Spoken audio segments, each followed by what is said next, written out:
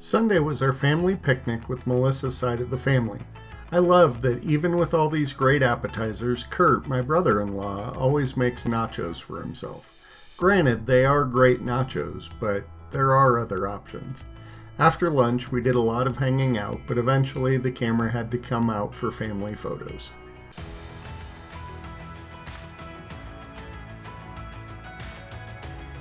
And although there were lots of desserts as well, Melissa made her first peach pie of the season.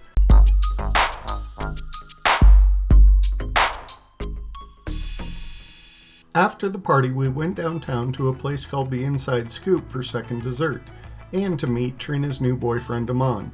I wasn't sure if Aman knew about the vlog, so I didn't pull out my camera. Sorry. After some hits and misses and some sad endings, I finally found a book that had the kind of ending I wanted and just the right thing. It is called Love Unmasked by Becky Dean, and it was set in Venice. A young woman is on a school trip to Venice, and she gets stuck with a guy as her partner who is not that into just school or the people around, and so she's stuck with him and needs to do this report with him. She's determined to win him over, and so they're traipsing around Venice, getting to know each other little by little, and you see some progress in that. At the same time, she's straight-laced, she's a goody two-shoes, she's doing all the things. Her favorite fantasy series has a hidden club that is in Venice, and she decides that she's going to sneak out and find this hidden club at night. She's not supposed to be out by herself, but she does run into someone else from her group, and what they can't see each other's faces because part of the hidden club is they're dressed in cosplay like the characters, thus Love Unmasked. And so she's sneaking out and really getting to enjoy this world of fantasy that she never really has shared with any of her friends. She's kind of kept it to herself. So she's got two big things going on, and she's trying to figure out how she feels about this guy that she keeps meeting secretively and going out to this club with, and at the same time having to deal with this other guy and trying to figure out which one really is the one that she is enjoying. It was a great story. I really loved it. It had a wonderful end. And so I decided I was going to have to check out some more Becky Dean. And so August 24th, I decided, well, if this first Becky Dean was so good, let's check out the next one. And that one was called Hearts Overboard, and it was about a girl who is publicly broken up with and is just kind of flailing, not knowing what she's going to do going into her senior year. But she does know that she has to go on this Alaskan cruise with her parents and her parents' best friend and their son, who annoys the dickens out of her.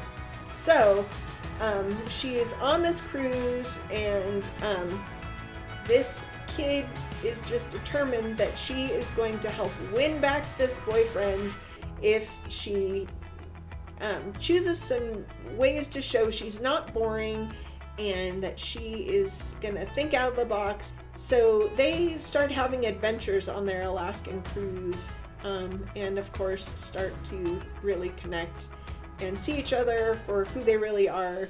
It was, again, a great contemporary YA love story, and I loved that one. Not quite as much, but almost. Well, it is peach season, and so Monday's appetizer was a peach and burrata salad. The main course had chicken with mashed potatoes and Brussels sprouts. Had kind of a funny adventure yesterday. I got out of the shower and went to take care of my hair, and hairdryer wouldn't turn on. So Spent just a ton of time running around the house figuring out what other outlets were out. Turned out that they were all GFI circuit, and I'm like, well, that makes sense because we're here in the bathroom. Luckily, there was nothing that seemed really important that was plugged in. And then, oh wait, the freezer. The freezer in the garage is hooked up to GFI. Got to really quick throw everything in the kitchen freezer. Then it became a little bit more urgent, and I was debating, do I call an electrician? And I kind of hesitated, went back and forth. Yes, I should. No, I shouldn't. But it was 4 o'clock when we figured out that the freezer wasn't working, and so I decided to just wait, and I'd call him this afternoon. Well, this morning I had the idea to check one other GFI that's upstairs, and sure enough, and everything's working again. Ta-da! We did take advantage of defrosting the freezer, and now everything looks really pretty, and not everything's all freezer burned, so that's nice. One of Melissa's friends from work moved to South Carolina, but she was back in town this week, so a group of friends from the library got together for dinner.